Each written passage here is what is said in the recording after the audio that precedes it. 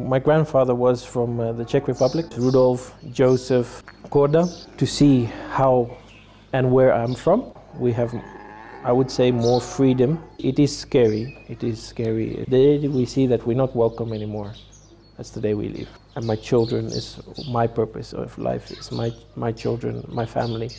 I would say a lot of people think that Africa is a bit of a dark place. Take a risk. Try it out. Follow your dreams.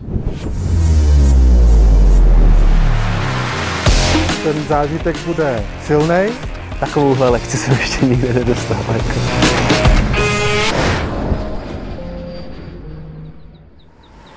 Ahoj, já jsem Marek Havlíček, jsem lídr projektu Tatra kolem světa a my budeme cestovat 3 roky kolem světa a hledáme český kořeny a snažíme se natáčet seriál a film, aby jsme lidem v Evropě zprostředkovali informaci o tom, jak se žije ve světě. Jak se jmenuješ? My name is Davin Corda. Kolik ti je let? I'm 34. Odkud jsi původem? Well, my grandfather, can I start with my grandparents? My grandfather was from the Czech Republic before, or Czechoslovakia then. He fled from, after the Second World War, he fled by foot all the way to Italy. And then Italy, he got on a ship to South Africa, and he started a family there. So my offspring, like my surname, Korda, but I did not take any names from the Czech side. So my father is Rudolf, my grandfather is Rudolf Joseph Korda. It's a few Czech names. Yeah, and my parents basically grew up in South Africa till the early 1992. They moved to Namibia, which was Southwest Africa before, and then my parents became missionaries. So we traveled 11 countries in Africa with the whole family in a car. Yeah. And then 2008 I met my wife here while I was working in the area, and since then I've been around. Nechtěl jsi se někdy přestěhovat do jiné země? Yes, that is one of my plans. My wife, we have now 2 children, and we hopefully going in November. We're going to Holland, and then we're going to travel to the Czech Republic to see a bit of my roots, because I still have my great aunts there, my great uncles, to see a bit of, because all my aunts from South Africa have gone to the Czech Republic before, lately, and yeah, just to see how and where I'm from. And also my wife's uncle, he has a farm also in the Czech Republic, so why not go there and see where we came from. Yeah. Zažil jsi dědu? Vyprávěl ti o České republice, o českých kořenech? Yeah. Yes, I managed to see my father in my early years quite a bit. Every year we went for Christmas to South Africa to see my grandfather, and he passed away about 5-6 years ago. But I have heard a lot of stories also from my grandmother, sorry, because she's also gone to the Czech Republic. She's fluent in Czech, and all my aunts and uncles also. So my father speaks Czech. He's in the south of Tanzania, in Mbeya, so he speaks Czech also. So yeah, I've heard a lot of stories from my grandfather and from my family. Yeah. Vzpomeneš si na nějaký příběh, který jsi slyšel od babičky nebo od dědečka? Yeah, I have some stories, but it depends on what kind of stories. Yes, but I do remember a few stories. Like what? Well, I have to really think now again, because it's been a few years I haven't seen my grandmother. But yes, looking at all the chapels in the Czech Republic, all the churches, the beautiful windows, the bridges, how the bridges were made with eggshells, all these things in certain areas, castles. So there's a lot of stories about that. Also fountains, glass makers. Still some of my family is in glass making in the Czech Republic. So yeah, there is a lot of stories about it. Ty jsi nikdy nebyl v České republice? No, I've never been there, unfortunately. Takže slyšel jsi o České republice příběhy, něco asi sleduješ a moc se teda těšíš na první návštěvu v listopadu. Yes, definitely, yeah, because yeah, it is a lot of history there, and because of my surname, you know, you would like to know where you're from, your roots. So it is something that pulls you, and also the Czech Republic is one of the fastest growing countries in Europe. So I would like to go and see what's happening because it is very interesting to see. Jak se dle tebe žije v Evropě a v České republice? Well, to be honest, I have no idea. I know that there is a lot of agriculture, which is very nice. I know that there is also a lot of history with the old technology, which, as you can see, here we have a lot of old machinery, which is also nice.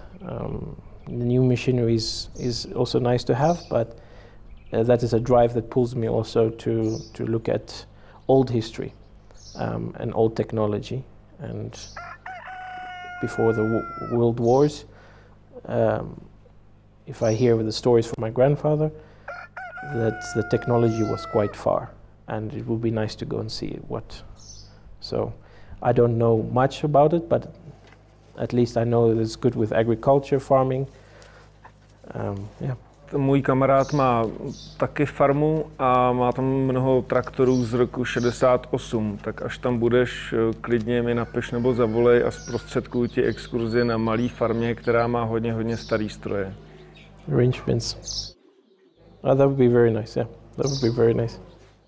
Často se ptáme lidí v Africe, co si myslí o životě v Evropě, a Afričani si myslí, že v Evropě se máme hodně dobře a všichni jsou vlastně bohatí a mají neomezené množství peněz. Vidíš to podobně, anebo to vnímáš z většího nadhledu? Well,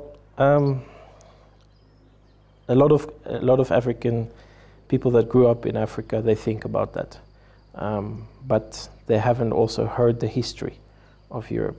So they don't have any other choice. And when they see Europeans, they always see them coming on safari and they think they have money.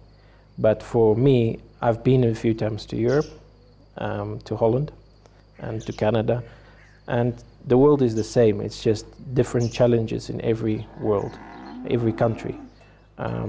So we can complain about Tanzania, but you can also complain about Europe. There's always the plus and the minuses on every country. Yeah. Jaký jsou dle tebe největší rozdíly mezi Tanzánií a životem v Tanzánii a Evropou, Holandskem nebo Kanadou? Well, in Africa we have, I would say, more freedom because of your space. You have more freedom in your work plans. In Europe, it's more programmed. Everything is programmed. Time, you know, here we don't have to worry much about time. I mean, here I wake up at 6 and I go to bed at 11, and 11 at night. So every place has a bit different. But I find that Europe is very focused on going from A to B, and that's it. There's no in between. Or A to Z, there's no in between. And in Africa we have a bit more freedom to move with our work and our day-to-day life. Je v Evropě něco, co by si chtěl dostat sem do tvýho života nebo do Tanzánie? From Europe to Tanzania? A bit more. I can say we have a lot of freedom here, but there is also the whole thing of structure. Like for instance, for us here, structure in getting spare parts in Tanzania for our tractors. to get things on time, mechanics, proper mechanics that are trained properly. I mean, we have computerized tractors here, and to get somebody, I have to get it sometimes out of the country, fly people in from outside to come and fix some of my tractors, which I do most of the fixing, but those are the kind of things that we struggle here with a lot in Tanzania, is just that little bit of structure. We can complain that we don't want too much structure, but we also want a little bit. So yeah, from Europe, and things that are more, if you say this is how it is going to be, then that's how it's going to be I find in Europe, but here it can always be bypassed. No. Jak by si zhodnotil nebo porovnal Afričany a Evropany v pracovní morálce, v přístupu k životu, v ctižádosti a celkově? Dají se porovnat, nebo jaký vidíš rozdíly? Yeah, of course. There is big differences between Europeans and Africans. Lifestyle, also in Africa, it's a manly. It's more based on men in Africa, and in Europe it's more equal. So of course that is one big difference, and also work-wise. Sometimes here we just stay on our level of work, but in Europe I find a lot of Europeans, they work to go up higher. So they perform more and more, so they want to learn more and more. In Africa, sometimes, as an African also, sometimes we get lazy and we don't want to pick it up a notch to actually, so yes, there's differences. Mají původní obyvatelé Africe motivaci mít lepší život, nebo jsou na nějakém standardu a vlastně nechtějí ani mít lepší život? The old generation, everything was enough. The new generation is really going with technology, and they really want to upgrade themselves. So yes, there's a big difference still between the old generation and the new generation, also depending on who has the education. But people that have most of the education, they really want to build up and pick themselves out. People more in the bush, they're just happy with a piece of land, and if they can eat what they harvest, that's it. V roce 2008 až 2010 jsem jel kolem Afriky patrolem, byl jsem i v Jihoafrické republice, v Namíbii a i v Angole, v Demokratickém Kongu, a potkával jsem se se spoustu lidma z Evropy nebo z Jihoafrické republiky, kteří utekli a podnikali různě v Africe. A často jsem poslouchal příběhy, jak Afričani týden 14 dní pracovali, pak si vzali vejplatu a třeba měsíc, 2 měsíce nepřišli do práce, nebo si půjčili traktor nebo nákladní auto a měsíc si sami podnikali a pak se vrátili. Máš taky takovýhle podobný příběhy? Yes, there's lots of those kind of stories. Yeah, we have lots of stories. More and more it's becoming less because also we're more developed, so it's much easier to control now with cell phones and stuff. But before, yes. Yes. Můžeš říct jedno nebo dvě zajímavé příhody pro pobavení? Well, I just had it recently actually. About 2 weeks ago, a staff member was on a trial period, so 3 months trial period, and he just went for his off days, so just to go and rest at home. And then 2.5 weeks later he comes back to work and he thinks he still has a job. But with our contracts and our labor laws we have in Tanzania, he just needs to be fired. But this is one of the stories. And also your car, you let your staff drive around with your car, go around the farm to check if everything is safe, because the farm is about 18 square kilometers big, this farm, and so the car has to drive around a lot. But then every now and then you find the car has gone maybe to the neighboring village, just to buy some shopping or something and then come back. So yes, you do have this few, yeah. Kolik máš zaměstnanců celkově? For the farm we have 42, and then we have seasonal workers, so they come in when we harvest beans, because one of our big things is beans for seed. So we multiply seeds. We get it from Europe, then we multiply it and we ship it back. So then we go up to about 100 people. And then on the lodge we have at the moment 14. Yeah, but to live in Tanzania you do need to have a certain amount of staff members to get a work permit, because you are an investor. So there are rules and regulations. Yep. Jak dlouho průměrně zaměstnanec u tebe vydrží? Máš zodpovědný dlouholetý zaměstnance, anebo pravidelně odcházejí? We have a lot of people we can trust here. Out of the farm 42, we have about 70% that have been here for long term, and 20% in the 70% that have been here for over 25 years. So they came with the farm, and like one of our head men here, he's the most trustworthy person we have, and also all our leaders in the staff group, they're very good. Yeah. Farma, na který teďka jsme, patřila rodině tvý manželky, teďka už asi částečně tvoje. Mohl by si nám říct příběh tady té farmy, určitě ho znáš. Well, the whole history from the farm, from the beginning, it's a long history. So after the Second World War, the British took over from the Germans, and they put a lot of farmers down that were in the war to try and build up the economy of Tanzania. So after the Second World War, there was the economy was very down. Yeah, and then they brought in farmers to build up the economy, and that's how a lot of big farms started in Tanzania. And then with the first Tanzanian president, all the farms in Tanzania were nationalized, meaning broken up and given back to the people.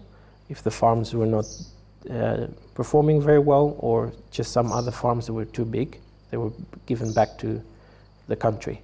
Basically, after the nationalization, this farm was the only farm that was not nationalized in those times, because the developers, the investors here were doing quite a good job. And then mother company of where my father-in-law came from Europe was starting with beans here. So they bought over the farm in 81 from the old settlers. So 81 they bought over, and my father-in-law came here as a farm manager for 3 years. And after 3 years he went back to Europe, bought a farm in Portugal, and then they called him back and asked him if he can be a general manager for 6 farms in Tanzania for this company. So he did that for till 92, and in 92 my father-in-law bought this farm with another farm in the bush. So my father-in-law took over in 92, and then we kept on doing the business, the seed business, beans for exporting. So then we export to Holland, and then from Holland it goes to Germany and France, all the seeds. Then they used to do quite a lot, about 14 different kinds of beans, varieties. And also we do wheat for the local market, for the mills, and then barley for the breweries, Kilimanjárem beer. And then we do vegetables for lodges and schools and expats, and also just for the local market in Arusha. And that's how I actually came. And then that's how I actually came to live on this farm. I met my wife a few years before that, in 2008, working in the area.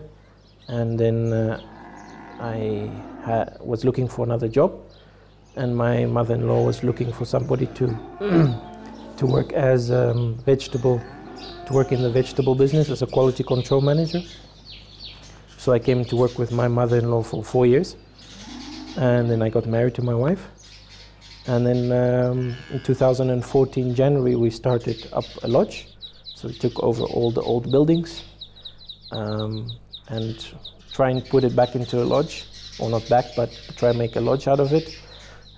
And yeah, so since 2014 we've been here doing lodging and farm. Yeah, and then but I've been here since 2005 in Tanzania, working with NGOs and missionaries, building schools, hospitals, or helping clinics, building up, and then also orphanages and things like that. So I've been traveling the whole country.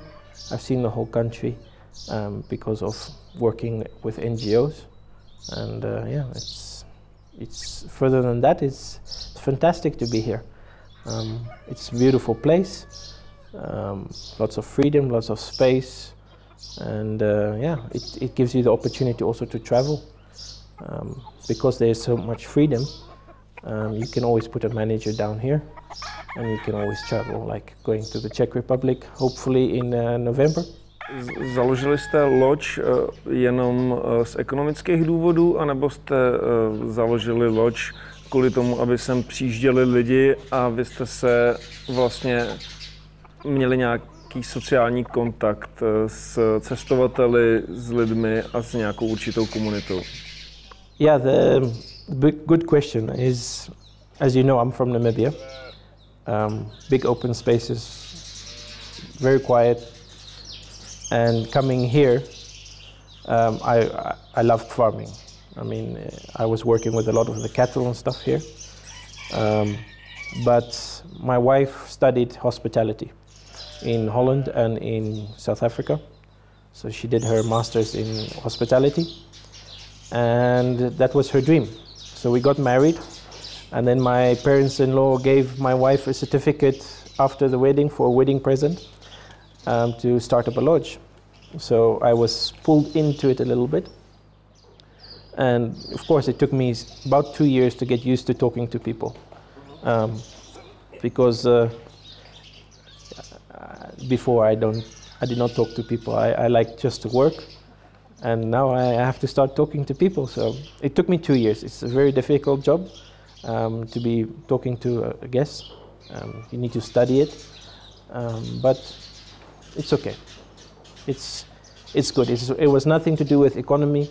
It was just a family business. My brother-in-law was doing the farm, and my wife and I were doing the lodge. And now they've moved. One has moved to Portugal, and my other brother-in-law is in Arusha. So now I'm helping to do both with my wife. Čeho se bojíš? Z čeho máš strach? Well, I mean, of course it's for the future, for my children. The school fees here is extremely high to be in an international school.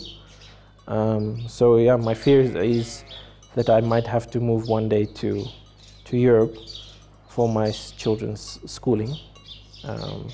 So that is a bit of my fear, to move away from Africa for my children. Nebojíš se toho, co se stalo třeba v Jihoafrické republice anebo v Zimbabwe, že o svoji farmu přijdete? At this moment, not too much. Not too much. That is always in the back of your head because that movement is moving up. It's Zimbabwe, it's now in South Africa, a little bit Namibia now also starting. So it is scary. It is scary. It is worrisome that your future might be taken away from you in the future, for all your children's future. So yeah, that is a big worry for us. Co špatného by se muselo dít, aby si odsaď se svou rodinou odešel? Basically, in Tanzania, you're not allowed to have land. I mean, not that you're not allowed to have land. You're not the owner of your land. So everything is on lease. It's a contract. We are still under the old law of 99 years, but now if you want to renew it, you have to put it under a TIC, it's Tanzanian Investment Center. And then there are very strict rules and regulations on it. And that will make me want to leave in the future if things are not positive on if I can stay here, if I'm welcome. You know, my wife and I, we say, as long as we are welcome in Tanzania, we stay here. The day we see that we're not welcome anymore, that's the day we leave. Před nějakou krátkou dobou se změnil prezident, nyní máte v Tanzanii prezidentku. Myslíš, že je to cesta k lepšímu anebo k horšímu? So far it's better. There is a lot of investment coming back into the country. You can see a lot of old investors coming back, feeling more comfortable.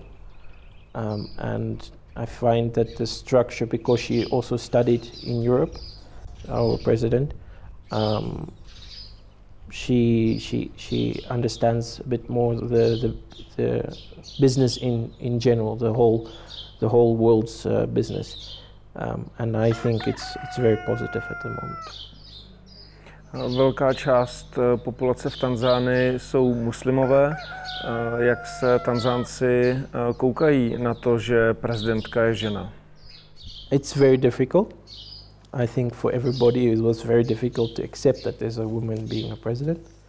But everybody needs to prove themselves in the long run. And I think a lot more women will get more respect in Tanzania because of she moving up to the standard. It was a very difficult move. A lot of people were finding it difficult to have a lady as a leader, but I think it's very positive and a new way of growing in the country. Jaký je tvůj smysl života? My purpose of life. Wow, that's a big one. My purpose of life is just to be able to live in peace. Be able to help other people. If I'm living in Tanzania, for instance, to be able to help other people, let their families also grow, and also for my family. As I've said in the beginning, I've traveled 11 countries with my parents.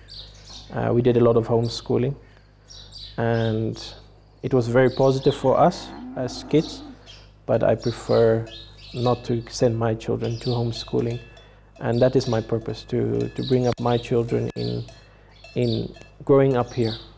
Yesterday we were harvesting potatoes in the fields with my children, you know, for them just to live free and happy, and in the end it's just all about my family. Co je pro tebe v životě důležité? Important for me is if I work, I want to work comfortably. I want to live comfortably.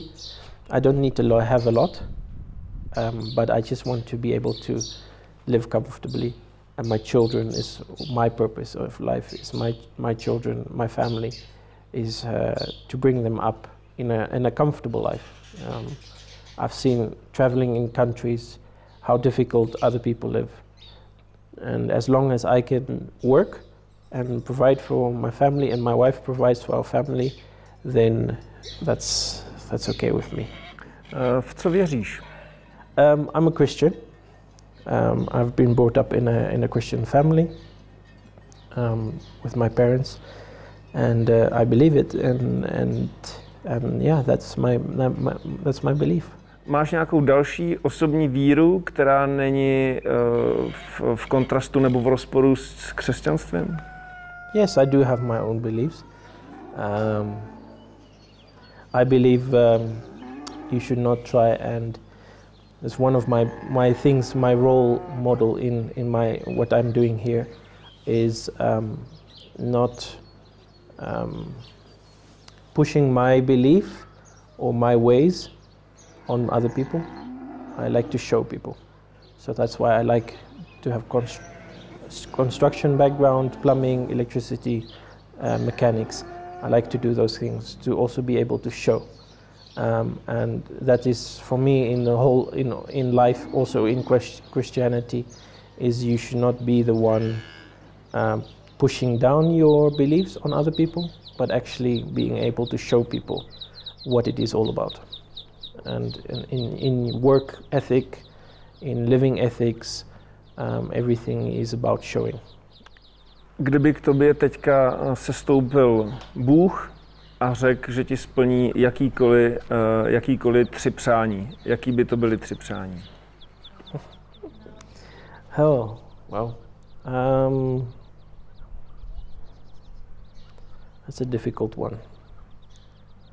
I always have a bit of a longing to go back to Namibia.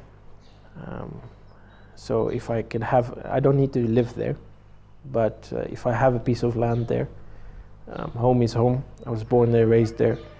That would be one of my biggest wishes, to have a piece of land there, and to be able to go back every now and then. My second wish,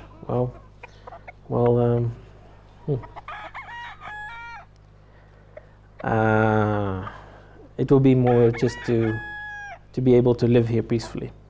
My wife is pregnant with our 3rd child now, 4 months pregnant, and yeah, I would like just to have things organized and everything go well with my life and my family. That will be my second wish. My third wish, I do not know. I'll keep it for savings. Kdyby si něco vzkázal lidem, divákům, posluchačům, co by to mělo? Co bys jim chtěl vzkázat? I would say a lot of people think that Africa is a bit of a dark place, and the dark Africa. And I think it's for a long time it's misinterpreted for a long time.